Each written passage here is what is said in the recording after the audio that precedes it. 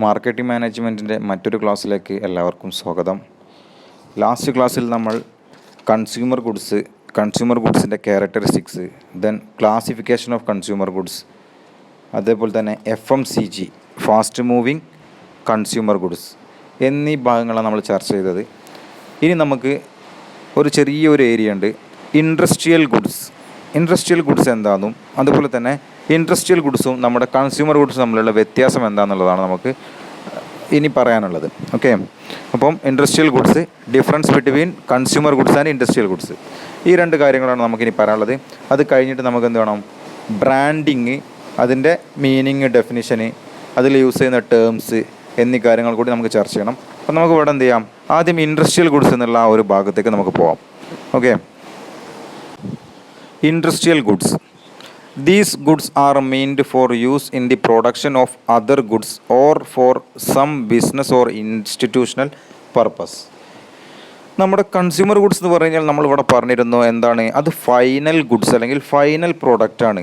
അതെന്താണ്, ഫിനിഷ്ഡ് ആയിട്ടുള്ള ഐറ്റമാണ്, കസ്റ്റമർക്ക് ഡയറക്റ്റായിട്ട് യൂസ് ചെയ്യാനുള്ള, അല്ലെങ്കിൽ കൺസ്യൂമർക്ക് ഡയറക്റ്റായിട്ട് യൂസ് ചെയ്യാനുള്ള ആ ഒരു പ്രൊഡക്റ്റ് ആയിട്ടുള്ളതാണ് എന്തുള്ളത്, നമ്മുടെ കൺസ്യൂമർ ഗുഡ്സിനെ പറഞ്ഞിരുന്നത്. എന്നാൽ നേരെ എന്താണ്, ഇൻഡസ്ട്രിയൽ ഗുഡ്സ് എന്ന് പറഞ്ഞാൽ അത് പ്രൊഡക്ഷൻ പർപ്പസിന് വേണ്ടിയിട്ടുള്ളതാണ്. അതെന്താ വെച്ചാൽ പ്രൊഡ്യൂസേഴ്സാണ് എന്ത് ചെയ്യണേ, അത് യൂസ് ചെയ്യുന്നത്. മറ്റൊരുത്ത് എന്താവും, നമ്മുടെ കൺസ്യൂമർ ഗുഡ്സിനുള്ള സമയത്ത് നമ്മളെന്താവും, അത് കൺസ്യൂമറാണ് അത് ഡയറക്റ്റ് യൂസ് ചെയ്യാം. ഇപ്പോൾ എന്ത് ചെയ്യും, കൺസ്യൂമറുടെ ഡിമാൻഡിനനുസരിച്ച് കൊണ്ട് എന്ത് ചെയ്യും, ഈ പ്രൊഡ്യൂസേഴ്സ് പ്രൊഡക്റ്റ് നിർമ്മിക്കുന്നതിനാവശ്യമായിട്ടുള്ള ആ ഗുഡ്സിനെയാണ് നമ്മൾ എന്ത് പറയുക, അവിടെ ഇൻഡസ്ട്രിയൽ ഗുഡ്സ് എന്ന് പറയാം. ഓക്കെ, മനസ്സിലായോ? These goods are not directly used by consumers എന്ത് ചെയ്യില്ല, അത് ഡയറക്റ്റ് യൂസ് ചെയ്യൂല. ഇതാണ് സിമ്പിളായിട്ട് നമ്മൾ എന്ത് പറയുള്ളത്, ഇൻഡസ്ട്രിയൽ ഗുഡ്സ് എന്ന്. ഈ ഒരു ഇൻഡസ്ട്രിയൽ ഗുഡ്സ് എന്താണെന്നുള്ള മീനിങ് മാത്രമേ നമുക്ക് ഇവിടെ പഠിക്കാനുള്ളൂ, അതെന്താണെന്നുള്ളത് മാത്രം മനസ്സിലാക്കി വെക്കാനുള്ളൂ. അപ്പോൾ ഞാൻ ഈ പറഞ്ഞ ഈ ഒരു കാര്യത്തിൽ നിങ്ങൾക്ക് മനസ്സിലാക്കി കിട്ടിയിട്ടുണ്ടാവും. നമ്മൾ ഒരു പ്രൊഡക്റ്റ് ഉണ്ടാക്കാൻ വേണ്ടിയിട്ട് അതിൽ യൂസ് ചെയ്യുന്ന ഐറ്റംസ്, നമ്മളെ മെറ്റീരിയൽസ്, ഇപ്പോൾ റോ മെറ്റീരിയൽസിനൊക്കെ നമുക്ക് എന്ത് പറയാൻ പറ്റും, ഇൻഡസ്ട്രിയൽ ഗുഡ്സ് ആക്കി പറയാൻ പറ്റും. ഇപ്പോൾ നമ്മളെന്ത് ചെയ്യണം, ഒരു മരം എന്ന് പറഞ്ഞു കഴിഞ്ഞാൽ ആ മരം എന്താണ്, ഒരിക്കലും ഒരു ഫിനിഷ്ഡ് പ്രോഡക്റ്റ് അല്ല. ആ മരം നമ്മൾ എന്ത് ചെയ്തു, മുറിച്ചുകൊണ്ട് അതിനെ ഈ ആശാരിമാർ എന്ത് ചെയ്യും, അത് റെഡിയാക്കിക്കൊണ്ട് എന്ത് ചെയ്യും, ആശാരിമാരാണ് ഇവിടെ നമ്മൾ പ്രൊഡ്യൂസറാക്കിയിട്ട് പറയുന്നത്, അത് റെഡിയാക്കിക്കൊണ്ട് ഒരു ഫർണിച്ചർ രൂപത്തിലേക്ക് ആക്കുമ്പോഴാണ് അതെന്താണ് ഒരു കൺസ്യൂമർ ഗുഡായിട്ട് മാറുന്നത്. മനസ്സിലായിട്ടുണ്ടോ? അതാണ് ഇവിടെ സംഭവം. നമ്മൾ ആ ഒരു മരത്തിനെ നമുക്ക് എന്ത് പറയാൻ പറ്റും, നമ്മളൊരു ഇൻഡസ്ട്രിയൽ ഗുഡായിട്ട് നമുക്ക് പറയാൻ പറ്റും. ആ മരത്തിനെ നമ്മൾ എന്ത് ചെയ്യും, അതിനെ മുറിച്ചെടുത്തുകൊണ്ട് അതിനെ എന്ത് ചെയ്യും, ആശാരിമാർ അതിൻ്റെ പണികളെല്ലാം ചെയ്തുകൊണ്ട് അറ്റ് ലാസ്റ്റ് അതിൻ്റെ ഒരു ഫിനിഷ്ഡ് ഗുഡ്സ് ആക്കിയിട്ട് അവിടെ മാറ്റും. ആ ഗുഡ്സിനെ നമ്മൾ കൺസ്യൂമർ ഗുഡ്, അത് ഫർണിച്ചറാണ് എന്നുള്ള ആ ഒരു കാര്യം നമുക്ക് എന്ത് ചെയ്യും, അത് ഡയറക്റ്റായിട്ട് കസ്റ്റമർക്ക് യൂസ് ചെയ്യാൻ പറ്റും. പക്ഷേ ഒരു മരം നമുക്ക് എന്ത് ചെയ്യാൻ പറ്റില്ല, ഒരു കസ്റ്റമർക്ക് നേരിട്ട് യൂസ് ചെയ്യാൻ പറ്റില്ല. അങ്ങനത്തെ എന്ത് ചെയ്യണോ, ഇങ്ങനത്തെ ഒരു പ്രൊഡ്യൂസർക്ക് ഒരു പ്രൊഡക്ഷൻ ഫംഗ്ഷന് വേണ്ടിയിട്ട് യൂസ് ചെയ്യുന്ന പ്രൊഡക്റ്റുകളെ ഇൻഡസ്ട്രിയൽ ഗുഡ്സ് എന്ന് പറയും. ഓക്കെ, ഇപ്പോൾ കാര്യങ്ങൾ മനസ്സിലാക്കി വെക്കുക. ഇനി അതിൽ കൂടുതലൊന്നും പറയുന്നില്ല. ഇനി നേരിട്ട് എന്ത് ചെയ്യണം, ഇതിൻ്റെ ഡിഫറൻസിലേക്ക് നമുക്ക് പോകാം. Difference between consumer goods and industrial goods. ഇവിടെ നമുക്ക് ഫസ്റ്റ് ആയിട്ട് നോക്കാനുള്ളതെന്ന് വെച്ചാൽ ഇൻഡസ്ട്രിയൽ ഗുഡ്സിൻ്റെ ഭാഗം നോക്കാം. Industrial goods are used by producers. എന്താണ് ഇത്, പ്രൊഡക്ഷൻ എന്നുള്ള ആ ഒരു പ്രോസസ്സ് നടക്കുന്ന ആളുകളാണ് എന്ത് യൂസ് ചെയ്യുക, ഇൻഡസ്ട്രിയൽ ഗുഡ്സ് യൂസ് ചെയ്യാം, അല്ലേ? ആ റോ മെറ്റീരിയൽസ് അവരെ യൂസ് ചെയ്യാം. പക്ഷേ അതിൻ്റെ ഈ കൺസ്യൂമർ ഗുഡ്സിൻ്റെ ഒരു സംബന്ധിച്ചിടത്തോളം ആ കൺസ്യൂമർ ഗുഡ്സിനെ യൂസ് ചെയ്യുക ആരാണ്, കൺസ്യൂമേഴ്സാണ്. കാരണം വെച്ചാൽ അവർക്ക് ഡയറക്റ്റായിട്ട് അതെന്ത് ചെയ്യണം, അവരുടെ പർപ്പസ് എന്താണോ, അവരുടെ നീഡ് എന്താണോ, ആ ഒരു നീഡ് സാറ്റിസ്ഫൈ ചെയ്യാൻ വേണ്ടിയിട്ട് യൂസ് ചെയ്യുന്ന ഒരു സംഭവം. ഓക്കെ, ഇപ്പോൾ നമ്മൾ ഫസ്റ്റ് പോയിന്റ് കഴിഞ്ഞു. Second one, demand for industrial goods is delivered from consumer good. ഇപ്പോൾ നമുക്ക് എന്താണ്, നിങ്ങൾക്ക് ആവശ്യമായിട്ടുള്ള ഒരു പ്രൊഡക്റ്റ് എന്ന് പറഞ്ഞാൽ നിങ്ങൾക്കൊരു ചെയർ വേണം. ആ ചെയർ വേണം എന്ന് പറഞ്ഞാൽ നിങ്ങളുടെ ഒരു കൺസ്യൂമർ, നിങ്ങളുടെ ഒരു വാണ്ടാണ്, അല്ലെങ്കിൽ നിങ്ങളുടെ ഒരു നീഡ്, ഒരു ആവശ്യമാണ്. ആ ആവശ്യത്തിനനുസരിച്ച് എന്ത് ചെയ്യും, ആ പ്രൊഡ്യൂസർ എന്ത് ചെയ്യും, ആ ഒരു പ്രൊഡക്റ്റ് ഉണ്ടാക്കിയെടുക്കും. പക്ഷേ വെച്ചാൽ നമ്മുടെ കൺസ്യൂമർ ഗുഡിനെ സംബന്ധിച്ചിടത്തോളം demand for consumer good is direct or primary demand. അപ്പോൾ എന്താ വെച്ചാൽ ആ ഒരു പ്രൊഡക്റ്റ്, ഇപ്പോൾ ചോറ് ഉണ്ടാക്കുക എന്ന് പറഞ്ഞു കഴിഞ്ഞാൽ ആരുടെ ആവശ്യമാണ്, എൻ്റെ ആവശ്യമാണ്. വിശപ്പകറ്റുക എന്ന് പറഞ്ഞാൽ എൻ്റെ ഒരു കൺസ്യൂമറെ സംബന്ധിച്ചിടത്തോളം എൻ്റെ ആവശ്യമാണ് എനിക്ക് വിശപ്പകറ്റുക എന്നുള്ളത്. അപ്പോൾ എന്താണ്, ആ വിശപ്പകറ്റാൻ വേണ്ടിയിട്ട് ഡയറക്റ്റായിട്ട് എന്ത് ചെയ്യുക, കൺസ്യൂമർ പ്രൊഡക്റ്റിനെ നമുക്ക് യൂസ് ചെയ്യുക എന്നുള്ളതാണ് ഇവിടെ പറയുന്നത്. ഇനി മൂന്നാമത്തെ വെച്ചാൽ industrial goods are available for further production. Industrial goods are available for further production. ഈ ഇൻഡസ്ട്രിയൽ ഗുഡ്സിന് എന്ത് ചെയ്യാം, നമുക്ക് മറ്റുള്ള പ്രൊഡക്റ്റുകൾ ഉണ്ടാക്കാൻ വേണ്ടിയിട്ട് യൂസ് ചെയ്യാം. ഓക്കെ, അതിന് വേണ്ടിയിട്ടാണ് എന്തുള്ളത്, ഇൻഡസ്ട്രിയൽ ഗുഡ്സ് ഉള്ളത്. ഇൻഡസ്ട്രിയൽ ഗുഡ്സിനെ നമുക്ക് നേരിട്ട് ഒരിക്കലും ഒരാൾക്കും ഉപയോഗിക്കാൻ വേണ്ടിയിട്ട് പറ്റില്ല. അത് പ്രൊഡക്ഷൻ യൂണിറ്റ് അല്ലെങ്കിൽ പ്രൊഡക്ഷൻ പ്രോസസ്സിലാണ് എന്ത് ചെയ്യുക, ഇൻഡസ്ട്രിയൽ ഗുഡ്സ് യൂസ് ചെയ്യുക. എന്നാൽ consumer goods are available for the final consumption. Consumer goods എന്തിനു വേണ്ടിയിട്ടാണുള്ളതാണ്? ഫൈനലായിട്ട് നമ്മുടെ എന്താണോ ആവശ്യം അത് നിറവേറ്റാൻ വേണ്ടിയിട്ട് ഉള്ളതാണ്. ഓക്കെ, ദെൻ നാലാമത്തേത് volume of purchase of industrial goods is high. വെച്ചാൽ ഇപ്പോൾ ആലോചിച്ചാൽ മതി, എന്താണ് ഇപ്പോൾ ഒരു ഫർണിച്ചർ ഒരു പ്രൊഡക്ഷൻ യൂണിറ്റിൽ എന്തായും ഒരു 1-2 ഇൻഡസ്ട്രിയൽ പ്രൊഡക്റ്റ് അല്ലെങ്കിൽ ഇൻഡസ്ട്രിയൽ ഗുഡ്സ് യൂസ് ചെയ്തുകൊണ്ടല്ല എന്ത് ചെയ്യുക ഒരു പ്രൊഡക്ഷൻ യൂണിറ്റ് അത് മുന്നോട്ട് പോവുക. അപ്പോൾ എന്താ വെച്ചാൽ നിങ്ങൾ ആലോചിക്കുക, ഒരു ക്ലോത്തിങ്ങിൻ്റെ കമ്പനിയാണെന്നുണ്ടെങ്കിൽ അവരെന്താവും ബൾക്കായിട്ട് എന്ത് ചെയ്യും ഒരു ക്ലോത്ത് എടുത്തിട്ട് അതിൽ നിന്നും വ്യത്യസ്ത മോഡലുകൾ കൺസ്യൂമർ ഡിമാൻഡ് അനുസരിച്ച് എന്ത് ചെയ്യുക അതിൽ നിന്നും മുറിച്ചെടുത്തുകൊണ്ട് അല്ലെങ്കിൽ അതിൽ നിന്നും തയ്യാറാക്കുക ചെയ്യാം.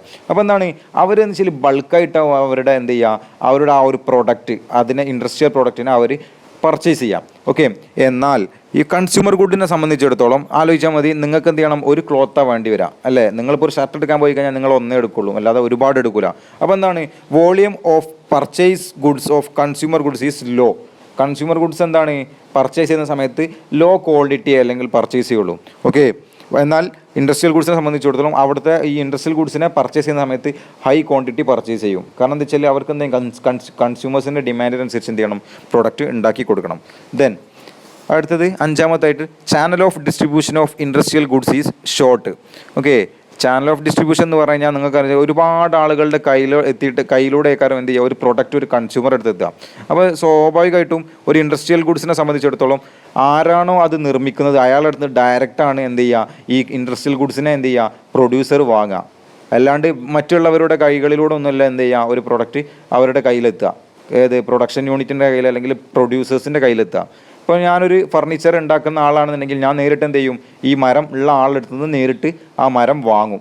ഓക്കെ, അല്ലാതെ എന്ത് ചെയ്യും അതിൻ്റെ ഇടയിൽ ഒരു ഇടനിലക്കാരനോ കാര്യങ്ങളോ ആരും ഒന്നും ഉണ്ടാവില്ല. കാരണം എന്താ വെച്ചാൽ അതിൻ്റെ ആവശ്യമില്ല അവിടെ. കാരണം വെച്ചാൽ ആ മരം ആരെടുത്തുള്ളത് അവിടെ നിന്ന് ഇങ്ങോട്ടേക്ക് വാങ്ങുക എന്നുള്ളതാണ് എൻ്റെ ഒരു പരിപാടി. പക്ഷേ നമ്മളെന്താണ് ഈ കൺസ്യൂമർ ഗുഡ്സിനെ സംബന്ധിച്ചിടത്തോളം ഞാനൊരു ഫർണിച്ചർ ഉണ്ടാക്കുന്ന ആളാണെന്നുണ്ടെങ്കിൽ ഞാൻ ഈ ഫർണിച്ചർ ഉണ്ടാക്കിയത് എന്ത് ചെയ്യും ആദ്യം ഒരു ഡീലറുടെ അടുത്തേക്ക് എത്തിക്കും, ഹോൾസെയിൽ ഡീലറുടെ അടുത്തേക്ക്. ദെൻ ആ ഹോൾസെയിൽ ഡീലറുടെ അടുത്ത് പിന്നെ റീറ്റെയിൽ ഡീലറുടെ അടുത്തേക്കും. റീറ്റെയിൽ ഡീലറുടെ കയ്യിൽ നിന്നാണ് ആര് വാങ്ങുക കൺസ്യൂമർ എന്ത് ചെയ്യുക അതിനെ വാങ്ങുക. അപ്പോൾ എന്താണ് അവിടെ എന്താണ് ഈ കൺസ്യൂമർ ഗുഡ്സിനെ സംബന്ധിച്ചിടത്തോളം channel of distribution of consumer good is long, ഒരുപാട് നീണ്ടു കിടക്കും. എന്നാൽ മറ്റതിലെന്താണ് വളരെ ചെറുതുമാവും. പിന്നെ എന്താ വെച്ചാൽ ആറാമത്തായിട്ട് പറയാൻ വെച്ചാൽ in the case of industrial goods the advertising and sales promotion play in a minor role. ഇപ്പോൾ ആലോചിച്ചാൽ മതി, നമുക്ക് അതിലൊന്നും പറയാനില്ല. അപ്പോൾ വെച്ചാൽ ഇവിടെ പറയണമെന്ന് വെച്ചാൽ ഈ പ്രൊഡ്യൂസേഴ്സ് ഈ ഒരു മരത്തിനെ വാങ്ങുന്നതിൻ്റെ ഇടയ്ക്ക് എന്ത് ചെയ്യുക അവിടെ ആ ഒരു മരം അല്ലെങ്കിൽ ആ ഇൻഡസ്ട്രിയൽ ഗുഡ്സ് പ്രൊവൈഡ് ചെയ്യുന്ന ആളുകൾക്ക് എന്ത് ചെയ്യുക അധികം പരസ്യപ്പെടുത്താനോ അല്ലെങ്കിൽ എന്ത് ചെയ്യുക അതിൽ സെയിൽസിൽ പ്രൊമോഷൻ ചെയ്യാനൊന്നുമില്ല. അതെന്ത് ചെയ്യും അവർക്ക് ആവശ്യമുണ്ടെങ്കിൽ അവരെന്ത് ചെയ്യും ആ പ്രൊഡ്യൂസേഴ്സ് അതിനെ ഡയറക്റ്റായിട്ട് വാങ്ങും. പക്ഷേ ഒരു കൺസ്യൂമർ ഗുഡ്സിനെ സംബന്ധിച്ചിടത്തോളം എന്താണ് അത് കസ്റ്റമർ വാങ്ങണമെന്നുണ്ടെങ്കിൽ ഒരുപാട് അഡ്വർടൈസ്മെൻറ്റ് അതുപോലെ തന്നെ സെയിൽസ് പ്രൊമോഷനും കാര്യങ്ങളൊക്കെ അവിടെ നിർബന്ധമാണ് അല്ലേ. നിങ്ങൾ ആലോചിച്ച് നോക്കുക, നിങ്ങൾ എന്താണ് ഞാനിപ്പോൾ ഒരു ഫർണിച്ചർ ഉണ്ടാക്കുക എന്ന് പറഞ്ഞു കഴിഞ്ഞാൽ ഞാനൊരു ഫർണിച്ചർ ഉണ്ടാക്കുന്ന ആളാണ്, ഞാനൊരു പ്രൊഡ്യൂസറാണ്. എനിക്ക് എന്ത് ചെയ്യണം ആ ഡയറക്റ്റ് ആ മരം വാങ്ങുന്ന ആ ഒരു ആളടുത്ത് മരം വാങ്ങിയാൽ മതി. ആ മരം വിൽക്കാനുണ്ടെന്ന് പറഞ്ഞിട്ട് ഒരുപാട് എന്ത് ചെയ്യില്ല പരസ്യത്തിൻ്റെ ഒന്നും ആവശ്യം അവിടെ ഇല്ല. അതിൻ്റെ റോൾ അവിടെ വളരെ കുറവാണ്. പക്ഷേ ഞാനൊരു ഫർണിച്ചർ ഉണ്ടാക്കി കഴിഞ്ഞു, എനിക്ക് എന്ത് വേണം അത് മാർക്കറ്റിൽ കൺസ്യൂമേഴ്സിൻ്റെ അടുത്തേക്ക് എത്തിക്കണം എന്നുണ്ടെങ്കിൽ ഒരു പക്ഷേ എന്ത് ചെയ്യണം അതിന് ഒരുപാട് അഡ്വർടൈസ്മെൻറ്റ് അതുപോലെ തന്നെ അത് പ്രൊമോഷൻ ചെയ്യാനുള്ള ഒരുപാട് എക്സ്പെൻസും കാര്യങ്ങളൊക്കെ എന്ത് ചെയ്യും അവിടെ കൂടുതലാവും. ഓക്കെ, ദെൻ ഏഴാമത്തെ പറയുക in case of industrial goods number of buyers is few. ഇവിടെ എന്താ വെച്ചാൽ നമ്മൾ ആലോചിച്ചാൽ മതി, ഇൻഡസ്ട്രിയൽ ഗുഡ്സ് എന്ന് പറഞ്ഞു കഴിഞ്ഞാൽ എന്ത് ചെയ്യും കുറച്ച് ആളുകൾ അത് വാങ്ങുള്ളൂ എന്നുള്ള പറയും. കാരണം വെച്ചാൽ അവിടെ എന്താണ് ഈ പ്രൊഡ്യൂസേഴ്സിന് മാത്രം വേണ്ടിയിട്ടുള്ളതാണ് എന്തുള്ളത് ഇൻഡസ്ട്രിയൽ ഗുഡ്സ് എന്നുള്ള സംഭവമുള്ളത്. കാരണം വെച്ചാൽ പ്രൊഡ്യൂസർ അത് ആരാണോ ഇപ്പോൾ ഒരു ഫർണിച്ചർ ഉണ്ടാക്കുന്ന ആളാണ് എന്ത് ചെയ്യണേ അങ്ങനെ എല്ലാവരും പോയി ഫർണിച്ചർ ഉണ്ടാക്കുമോ ഇല്ല, അതിനായിട്ടൊരു ടീം ഉണ്ടാവും. അപ്പോൾ അവർക്കും വേണ്ടിയിട്ട് മാത്രമായിട്ടാണ് എന്താ ആ ഒരു മരം എന്നുള്ള സംഭവം അവിടെ ഉള്ളത്. അപ്പോൾ എന്താ വെച്ചാൽ in case of industrial goods number of buyers is few, കുറച്ച് ആളുകൾ മാത്രമേ ഉള്ളൂ. എന്നാൽ കൺസ്യൂമർ ഗുഡ്സിനെ സംബന്ധിച്ചിടത്തോളം എന്താണ് in the case of consumer goods number of buyers is large. ഇപ്പോൾ ഫർണിച്ചർ ഞാൻ ഉണ്ടാക്കി കഴിഞ്ഞാൽ ആ പ്രൊഡക്റ്റിന് വേണ്ടിയിട്ട് ഒരുപാട് ആളുകൾ എന്തുണ്ടാവും അത് വാങ്ങാൻ തയ്യാറായിട്ടുള്ള ആളുകൾ ഉണ്ടാവും ഇല്ലേ. ഇപ്പോൾ നിങ്ങൾ ആലോചിച്ചാൽ മതി, സോപ്പ് ഉണ്ടാക്കി കഴിഞ്ഞാൽ ഒരു സോപ്പ് ഉണ്ടാക്കുന്ന പറഞ്ഞാൽ അത് പല റോ മെറ്റീരിയലും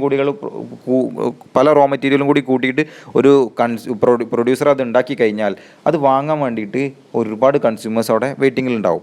ഓക്കെ, പിന്നെ എട്ടാമത് industrial goods require further processing before they can finally consumed.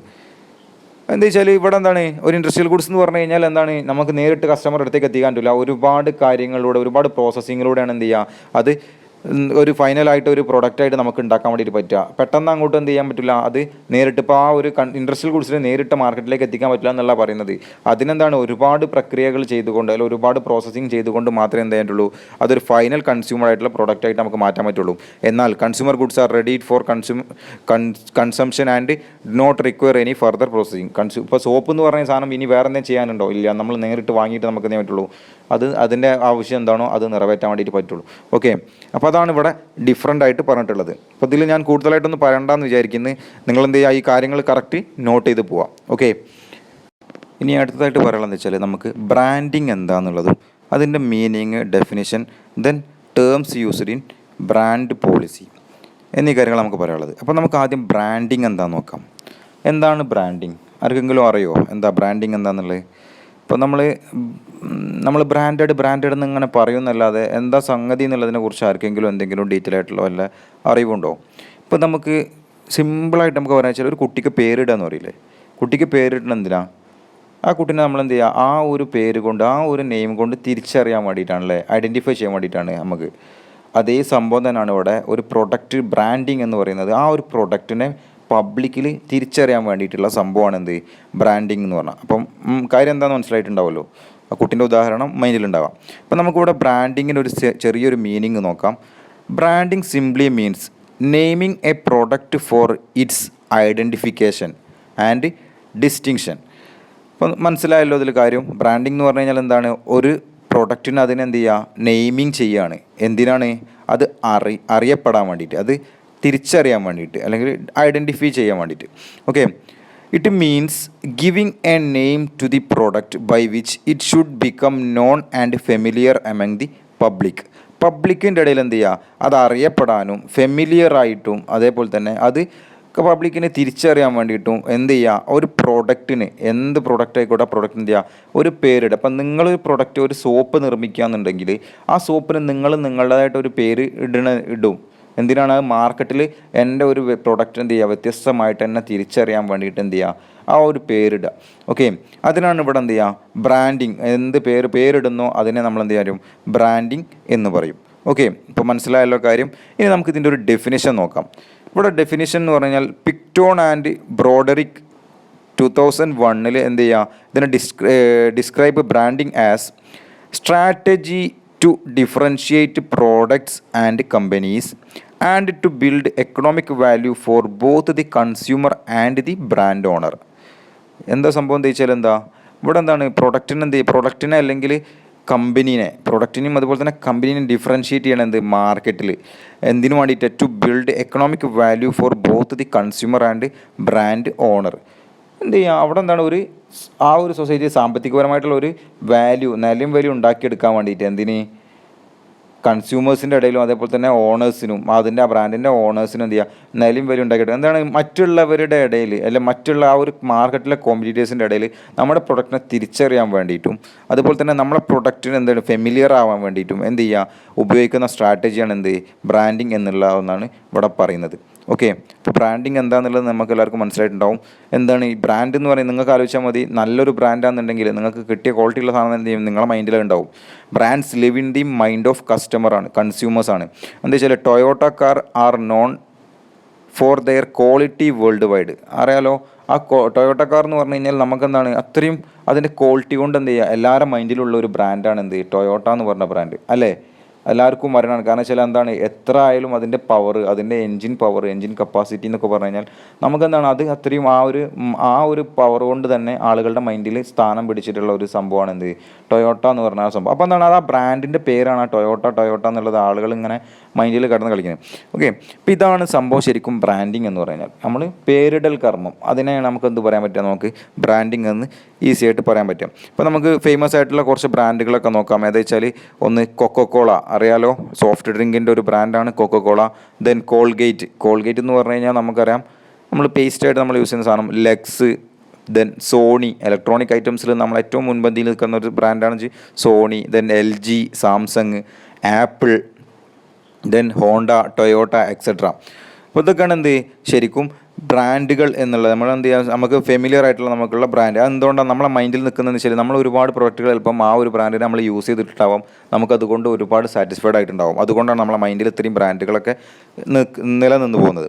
Then നമുക്ക് ഇവിടെ ഞാൻ അടുത്ത പറയുക വെച്ചാൽ terms used in brand policy. ഒരു ബ്രാൻഡ് നമ്മൾ എന്ത് ചെയ്യും, ബ്രാൻഡിങ് ചെയ്യുന്ന സമയത്ത് യൂസ് ചെയ്യുന്ന ടേംസ് എന്തൊക്കെയാണ്, അല്ലെങ്കിൽ അത് ആ സമയത്ത് നോക്കുന്ന കാര്യങ്ങൾ എന്തൊക്കെയാണെന്നുള്ളതാണ് ഇവിടെ ഫസ്റ്റായിട്ട് പറയാനുള്ളത്. അപ്പോൾ ഇവിടെ നിന്ന് ഒന്നാമത്തേതായിട്ടുള്ള പറയുന്നത് വെച്ചാൽ ബ്രാൻഡ് എന്ന് പറഞ്ഞു കഴിഞ്ഞാൽ എന്താണെന്നുള്ള സംഭവം ഇവിടെ എന്തൊക്കെ യൂസ് ചെയ്യുന്നതെന്നുള്ള ആ ടേംസ് ആൻഡ് പോളിസി ആയിട്ട് ഇവിടെ പറയുന്നത്.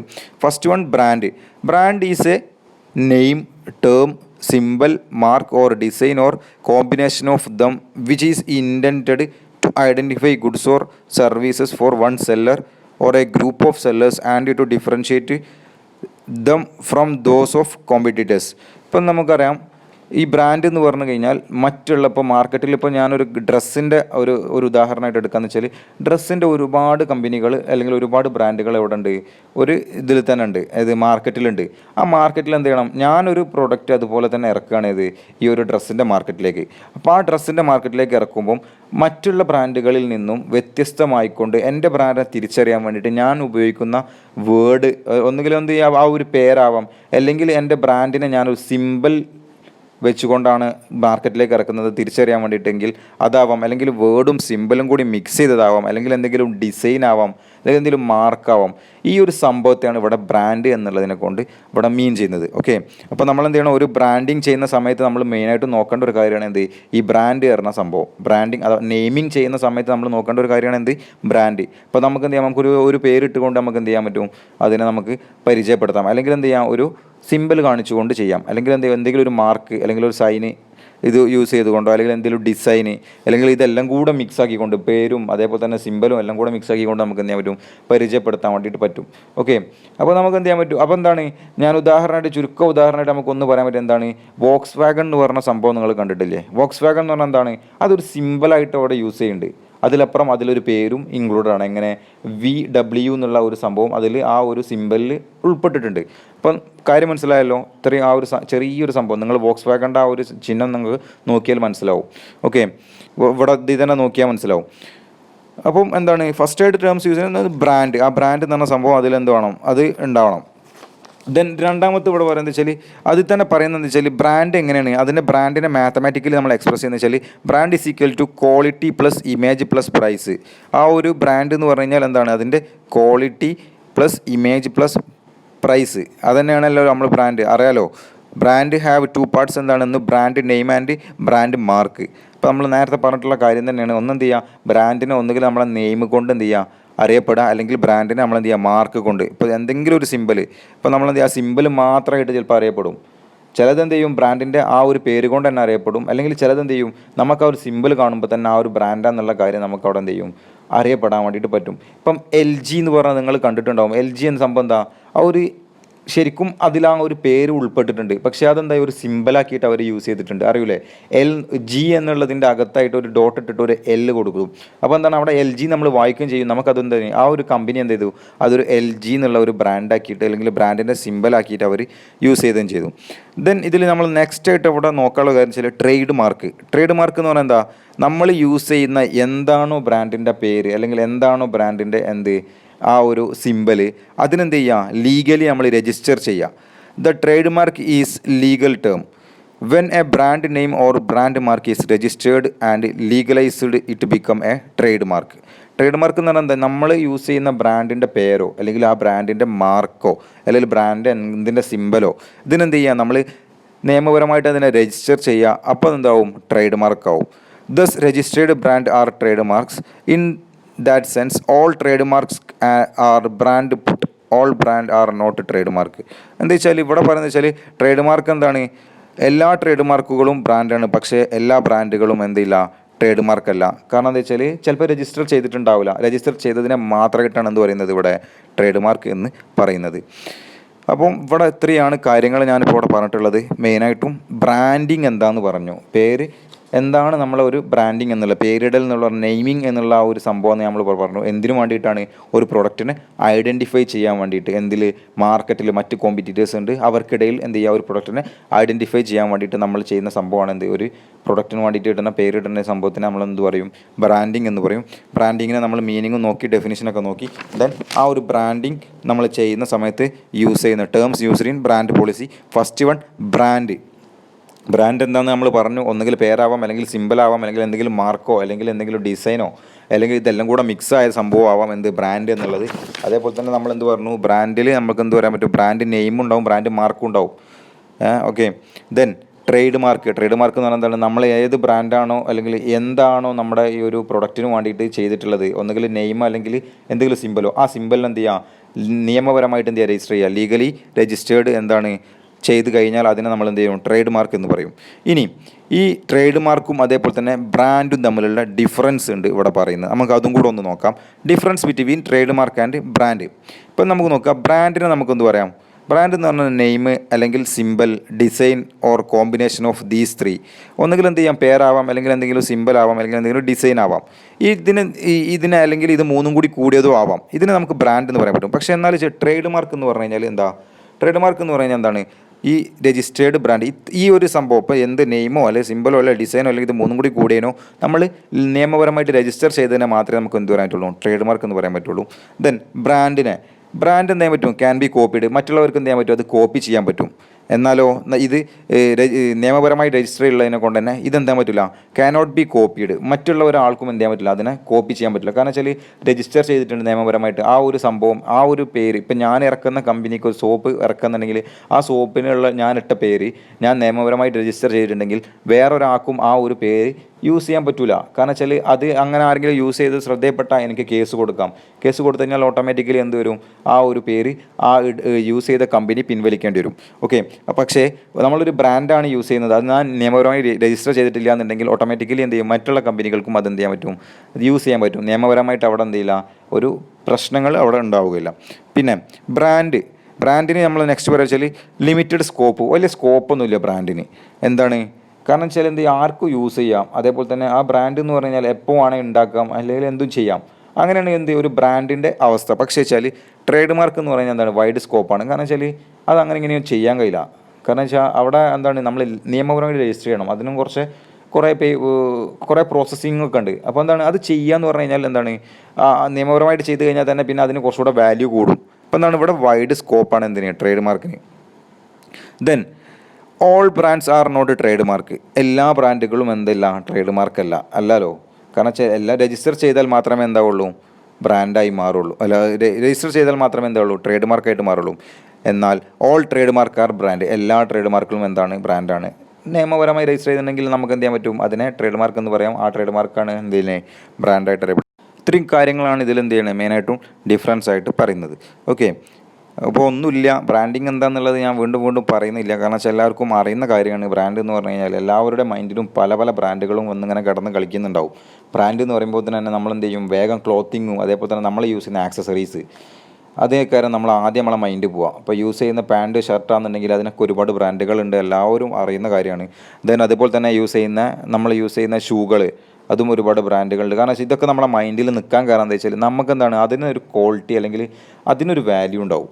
ആ വാല്യൂ എന്ന് പറഞ്ഞു കഴിഞ്ഞാൽ അപ്പോൾ ആ വാല്യൂ ആണ് നമ്മുടെ മൈൻഡിൽ ഈ ഒരു ബ്രാൻഡിനെ നിർത്താനുള്ള കാരണം. മറ്റുള്ളതിൽ നിന്ന് വ്യത്യസ്തമാക്കാനുള്ള കാരണം അതുതന്നെയാണ്. ആ ഒരു ബ്രാൻഡ് എന്നുള്ള ഒരു സംഭവം ഉള്ളത് കൊണ്ട് തന്നെയാണ്. ഓക്കെ. അപ്പോൾ എല്ലാവർക്കും ഇതിൽ മനസ്സിലായിട്ടുണ്ടാവും ഞാൻ വിചാരിക്കുന്നു. കൂടുതലായിട്ട് ഇതിലൊന്നും പറയുന്നില്ല. ഓക്കെ. ഇനി ഇതിൽ പറയാനുള്ളത് എന്താണെന്ന് വെച്ചാൽ നമുക്ക് എന്ത് ചെയ്യണം?